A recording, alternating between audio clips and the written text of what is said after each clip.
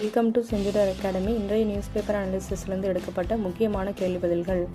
India Malaysia கூட்டு பயிற்சி ஹரிமௌ சக்தி 2025 5வது பதிப்பு எங்கு நடத்தப்பட்டது? Answer D, Mahajan field fire range, Rajasthan. இப்பயிற்சியானது டிசம்பர் 5 முதல் 18 வரை நடத்தப்படுகிறது. இது பயங்கரவாத எதிர்ப்பு மற்றும் அமைதி காக்கும் பயிற்சிகளை மேம்படுத்துவதை நோக்கமாக கொண்டுள்ளது. இந்தியாவில் விற்கப்படும் அல்லது இறக்குமதி செய்யப்படும் அனைத்து ஸ்மார்ட் போன்களிலும் எந்த செயலியை முன்னிறுவ வேண்டும் என்ற உத்தரவை தொலைத்தொடர்புத்துறை சமூகத்தில் திரும்ப பெற்றது? ஆன்சர் சி, சஞ்சார் சாத்தி. அரசுக்கு சொந்தமான பாதுகாப்பு செயலியுடன் கூடிய ஸ்மார்ட் போன்களை முன்கூட்டியே ஏற்றும் உத்தரவை இந்தியா ரத்து செய்தது. யாருடைய நினைவு தினத்தை குறிக்கும் வகையில் ஒவ்வொரு ஆண்டும் டிசம்பர் 6ஆம் தேதி மகா பரிநிர்வான் திவாஸ் இந்தியாவில் அனுசரிக்கப்படுகிறது? Answer B, B R. Ambedkar.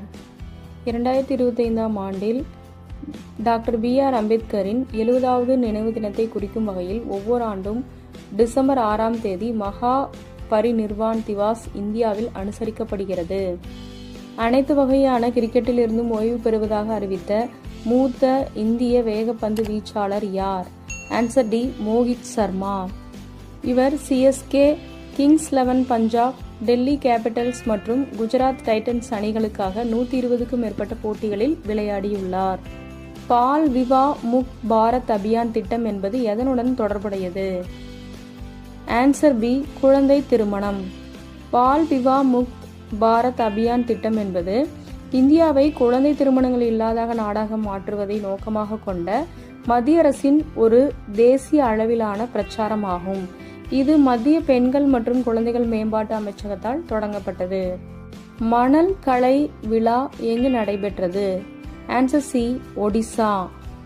Konark திருவிழாவுடன் இணைந்த சந்திரபாகா கடற்கரையில் 2011ஆம் ஆண்டு முதல் ஒவ்வொரு ஆண்டும் டிசம்பர் 1 முதல் 5ஆம் தேதி வரை நடைபெறும் உலகெங்கிலும் உள்ள மணல் கலைஞர்கள் சர்வதேச மணல் கலை விழாவில் பங்கேற்று தங்கள் படைப்பு கற்பனைகளை வெளிப்படுத்துகிறார்கள்.